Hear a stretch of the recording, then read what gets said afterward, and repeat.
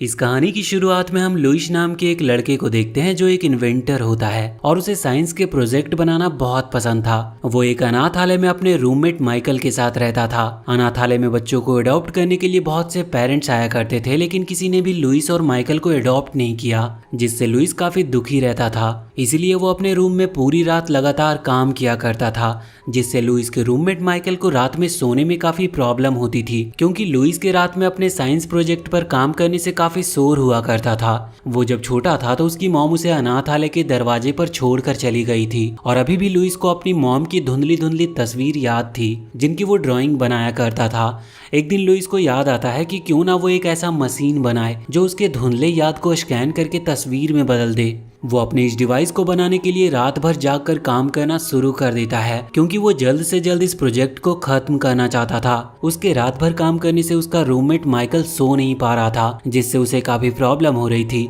लेकिन लुइस इस बात पर ज्यादा ध्यान नहीं देता और अपने प्रोजेक्ट पर लगातार काम करता रहता है। और कुछ दिनों के लगातार मेहनत करने के बाद आखिरकार लुइस उस मशीन को बनाने में कामयाब रहता है, जो लोगों की मेमोरी को स्कैन करके उसे तस्वीर में बदल सकती थी। प्रोजेक्ट के पूरा होने से लुइस बहुत खुश था और वो अपने प्रोजेक्ट को स्कूल के होने वाले साइंस फेयर में ले जाने का फैसला करता है, क्योंकि साइंस फेयर में उसी की तरह और भी बच्चे अपने प्रोजेक्ट बनाकर लाने वाले थे। वो जब अपनी मशीन को लेकर साइंस फेयर में पहुंचता है तो वो ये देखकर पूरी तरह से हैरान था कि उसकी मशीन के अंदर एक 13 साल का लड़का छुपा हुआ था। वो लड़का लुइस को अपना नाम रॉबिन्सन बताता है और उसे समझाता है कि वो यहाँ भविष्य से आया है और वो एक हैट वाले आदमी को ढूंढ रहा है, क्योंकि उस आदमी ने उसकी टाइम ट्रेवल स्पेस शिप चुरा ली है। लेकिन लुइस उसकी बातों पर ज्यादा ध्यान नहीं देता। इसके बाद हम उसी हैट वाले आदमी को देखते हैं जिसके बारे में रॉबिन्सन लुइस को बता रहा था। वो आदमी अपने रोबोटिक हैट की मदद से लुइस के मेमोरी रीडिंग मशीन को पूरी तरह से डिस्ट्रॉय कर देता है, जिसकी वजह से जब लुइस जजेस के सामने अपनी मशीन का प्रेजेंटेशन देकर लाइव डेमो दिखाने की कोशिश करता है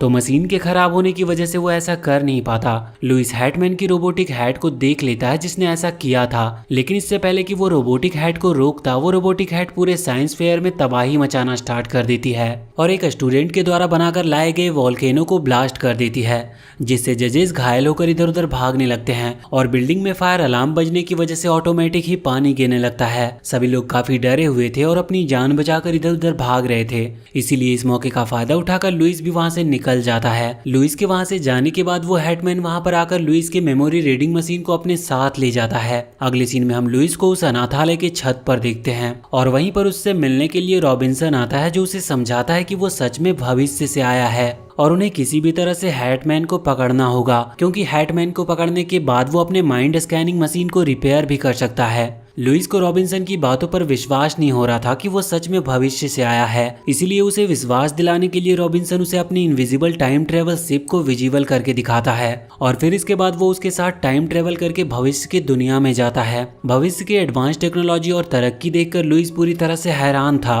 और अब उसे पता चल गया था कि रॉबिन्सन उससे जो भी कुछ कह रहा था वो सब सच था। अब लुइस को आइडिया आता है कि अगर वो शिप से टाइम ट्रेवल करके उस टाइम में चला जाए जब उसकी मॉम उसे अनाथालय के दरवाजे के बाहर छोड़ कर गई थी, तो वो अपनी मॉम से मिल सकता है और उस टाइम में जाने के लिए लुइस रॉबिन्सन की शिप को कमांड देना शुरू कर देता है। लेकिन रॉबिन्सन उसे ऐसा करने से रोकता और इस दौरान उसकी शिप क्रैश हो जाती है। रॉबिन्सन शिप के क्रैश होने से बहुत गुस्सा था और लुइस को शिप रिपेयर करने को बोलता है। लुइस उसकी शिप को रिपेयर करने के लिए मान जाता है, लेकिन वो इसके बदले रॉबिन्सन को पास्ट में टाइम ट्रेवल करके अपनी मॉम से मिलाने को कहता है। रॉबिन्सन भी इसके लिए राजी हो जाता है और अब रॉबिन्सन लुइस को अपनी शिप के साथ गैरेज में ले जाता है, जहाँ पर लुइस शांति से शिप को रिपेयर कर सकता था। लेकिन इस दौरान वो गलती से पाइपलाइन से होते हुए वहां से बाहर आ जाता और रॉबिन्सन की पूरी फैमिली को लुइस के बारे में पता चल जाती है। वहीं दूसरी तरफ हैटमैन लुइस की चुराई गई गैजेट्स को लेकर अपने बॉस के पास जाता है, लेकिन मशीन में आई गड़बड़ी की वजह से वो अपने बॉस के सामने मशीन का अच्छे से प्रेजेंटेशन नहीं दे पाता और इसीलिए उसे धक्के मारकर ऑफिस से बाहर भगा दिया जाता है। मशीन को वापस से रिपेयर करने के लिए हैटमैन को लुइस की जरूरत थी, इसीलिए वो लुइस को ढूंढते हुए अनाथालय में आ जाता है, जहाँ पर उसे पता चलता है कि लुइस तो वहाँ पर है ही नहीं, क्योंकि वो कब का वहां से टाइम ट्रेवल करके भविष्य में जा चुका था। हैटमैन के पास भी रॉबिन्सन की चुराई गई एक टाइम ट्रेवल शिप थी, जिसकी मदद से वो अपने रोबोटिक हैट के साथ टाइम ट्रेवल करके भविष्य में पहुंच जाता है। इसके बाद हम लुइस को देखते हैं, जो रॉबिन्सन की पूरी फैमिली से मिलकर काफी खुश था, लेकिन अब तक वो रॉबिन्सन के डैड से नहीं मिल पाया था। रॉबिन्सन के डैड एक बहुत बड़े साइंटिस्ट और बिजनेसमैन थे, लेकिन वो बिजनेस में लगातार हो रहे लॉस की वजह से फॉरेन मीटिंग के लिए गए थे। अब लुइस जब रॉबिन्सन और उसकी फैमिली के साथ बैठकर खाना खा रहा होता है तो हैटमैन एक बड़े से डायनासोर को लुइस के पीछे भेजता है और उसे किडनैप करके अपने पास लाने को बोलता है। उस जायंट डायनासोर के हमले से लुइस पूरी तरह से डर गया था और अपनी जान बचाकर वहां से भाग रहा होता है, लेकिन वो उस डायनासोर से ज्यादा देर तक बचकर भाग नहीं पाता और डायनासोर लुइस पर हमला करके उसे अपने साथ ले जाने लगता है। रॉबिन्सन लुइस को बचाने के लिए डायनासोर पर हमला करना शुरू कर देता है और उसी दौरान वो नोटिस करता है कि उस डायनासोर के सिर के ऊपर एक ब्लैक हैट मौजूद है जो उस डायनासोर को कंट्रोल कर रही थी। तो रॉबिन्सन किसी तरह बहुत मुश्किल से डायनासोर पर हमला करके उसके सिर से ब्लैक हैट को गिरा देता है, जिसके बाद वो डायनासोर बेहोश होकर नीचे गिर गया था और लुइस की जान बच गई थी। अब रॉबिन्सन के पेरेंट्स भागते हुए रॉबिन्सन और लुइस के पास आते हैं और जब रॉबिन्सन की मॉम लुइस को गले लगाती है तो ना चाहते हुए भी लुइस के मुंह से माँ शब्द निकलता है। रॉबिन्सन की मॉम को इतना पता था कि लुइस एक अनाथ बच्चा है, इसीलिए वो उसे अडॉप्ट करने के बारे में सोचती है, लेकिन अब रॉबिन्सन अपनी फैमिली को बता देता है कि रियल में वो लुइस को पास्ट से टाइम ट्रेवल करके लाया है। लुइस के बारे में ये सच्चाई जानकर रॉबिन्सन के फैमिली मेंबर उसे वापस से अपने समय में जाने को कहती है, जिस पर लुइस उन्हें बताता है कि रॉबिन्सन ने उससे वादा किया है कि वो पास्ट में टाइम ट्रेवल करके उसे उसकी मॉम से मिलाएगा। लुइस की ये बातें सुनकर रॉबिन्सन उससे कहता है कि उसने तो उससे मजाक में ये सब कहा था। उसकी ये बातें सुनकर लुइस बहुत दुखी होता है और गुस्सा होकर वहां से चला जाता है और वो जाकर एक पेड़ के नीचे चुपचाप बैठ जाता है और उसके कुछ समय के बाद लुइस के पास हैटमैन टाइम ट्रेवल शिप में बैठ कर आता है और वो लुइस को अपने साथ चलने को बोलता है। हैटमैन लुइस को उसकी मॉम से मिलाने का वादा भी करता है। अब वहाँ पर रॉबिन्सन भी आ जाता है जो लुइस को हैटमैन के साथ जाने से मना कर रहा था क्योंकि हैटमैन काफी बुरा आदमी था और वो लुइस के इमोशंस का फायदा उठाकर उसे अपनी जाल में फंसाना चाह रहा था। अब क्योंकि लुइस इस समय रॉबिन्सन से गुस्सा था, इसलिए वो रॉबिन्सन की बात ना मानकर हैटमैन के साथ वहां से चला जाता है और रॉबिन्सन लुइस को जाते हुए देखता ही रह जाता है। हैटमैन लुइस को एक अंधेरे कमरे में लाकर सबसे पहले उसकी माइंड स्कैनिंग मशीन को रिपेयर करने बोलता है, जिस पर लुइस तुरंत ही राजी हो जाता है और कुछ देर के काम करने के बाद वो मशीन को पूरी तरह से रिपेयर करके ठीक भी कर देता है। मशीन के रिपेयर होने के बाद हैटमैन लुइस को बांधकर बंदी बना लेता है और लुइस जब हैटमैन से इसका कारण पूछता है तो वो अपने कमरे में उजाला करके लुइस को बताता है कि क्या तुमने हमारे कमरे को नहीं पहचाना। दरअसल ये अनाथालय का वो कमरा होता है जिसमें वो अपने रूममेट माइकल के साथ रहता था।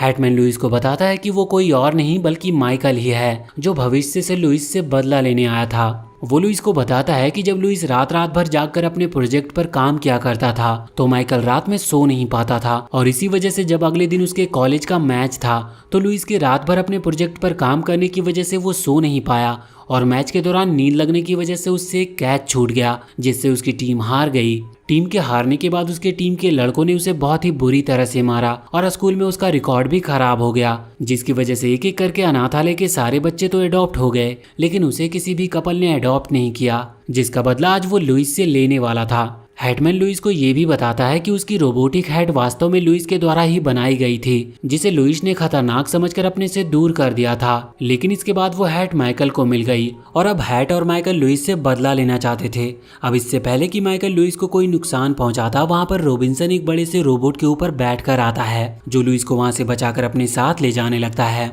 पर तभी हैटमैन अपने रोबोटिक हैट की मदद से रॉबिन्सन के बड़े से रोबोट को मार देता है और अगले ही पल एक रोशनी रॉबिन्सन को बचाकर अपने साथ ले जाती है। अब लुइस एक बार फिर से हैटमैन के कब्जे में था और हैटमैन अपने रोबोटिक हैट के कहने पर उसकी लाखों डुप्लीकेट्स बना देता है, जिसके बाद वो रोबोटिक हैट पूरे शहर में तबाही मचाना स्टार्ट कर देती है और लोग अपनी जान बचाकर इधर उधर भागने लगते हैं। दरअसल रोबोटिक हैट के अंदर की एआई काफी ज्यादा इविल थी जो पृथ्वी पर से इंसानियत को पूरी तरह से खत्म कर देना चाहती थी ताकि पूरी दुनिया पर रोबोटिक हैट का राज हो जाए। रोबोटिक हैट ने अपनी ताकत की मदद से देखते ही देखते पूरे शहर पर कंट्रोल पा लिया था, लेकिन लुइस किसी तरह बहुत मुश्किल से रोबोटिक हैट के हमले से बचते हुए माइकल की टाइम ट्रेवल शिप को लेकर वहां से भागने में कामयाब रहता है और टाइम ट्रेवल करके पास्ट में जाता है जहां पर वो हैटमैन यानी कि माइकल से मिलता है और उसे समझाता है कि भविष्य में तुम कभी भी इस रोबोटिक हैट की बात मत मानना, क्योंकि ये रोबोटिक हैट पूरी दुनिया से इंसानियत को खत्म करना चाहती है और समय आने पर ये तुम्हें भी मार देगी।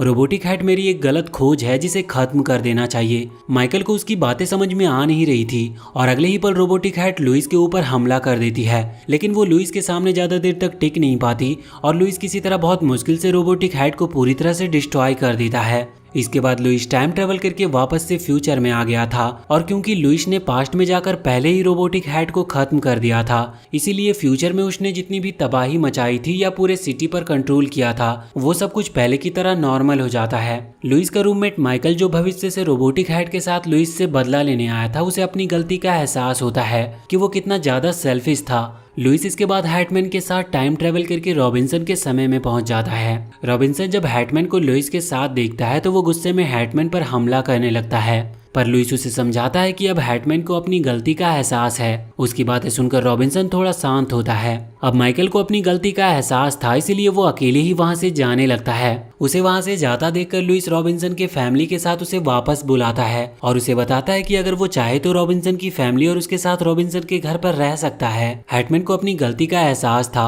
और वो चाहकर भी रॉबिन्सन की फैमिली के साथ नहीं रह सकता था, इसीलिए वो वहां से चला जाता है। अब रॉबिन्सन के डैड भी वापस लौट आए थे, जिनका नाम कॉर्लिनियस था। लुइस पहली बार कॉर्लिनियस से मिलकर बहुत खुश होता है और कॉर्लिनियस बिल्कुल लुइस की तरह दिख रहे थे। वो लुइस को दिखाते हैं कि किस प्रकार उन्होंने लुइस के माइंड स्कैनर मशीन के बहुत सारे डुप्लीकेट्स बनाए, जिनकी मदद से उनका बिजनेस एक बार फिर से उन्हें प्रॉफिट दे रहा था और अब उनकी फाइनेंशियल प्रॉब्लम भी खत्म हो गई थी। रॉबिन्सन इसके बाद लुइस के साथ किया गया अपना वादा निभाता है और लुइस के साथ अपनी एडवांस शिप की मदद से टाइम ट्रेवल करके उस टाइम में जाता है जब उसकी मॉम उसे अनाथालय के दरवाजे पर छोड़कर जाने वाली थी। लुइस अपनी मॉम से मिलने के लिए उनके पास जाता है, लेकिन अचानक से रुक जाता और उसे एहसास होता है कि वो अपनी मॉम का सामना नहीं कर पाएगा, इसीलिए बिना अपनी मॉम को देखे ही लुइस वहां से लौट आता है। और इसके बाद रॉबिन्सन लुइस को उसके रियल टाइम लाइन में लाकर छोड़ देता है। अपने टाइम लाइन में वापस आने के बाद लुइस सबसे पहले माइकल का वो मैच देखने जाता है, जिसमें माइकल रात भर जागने की वजह से मैच के दौरान सो गया था।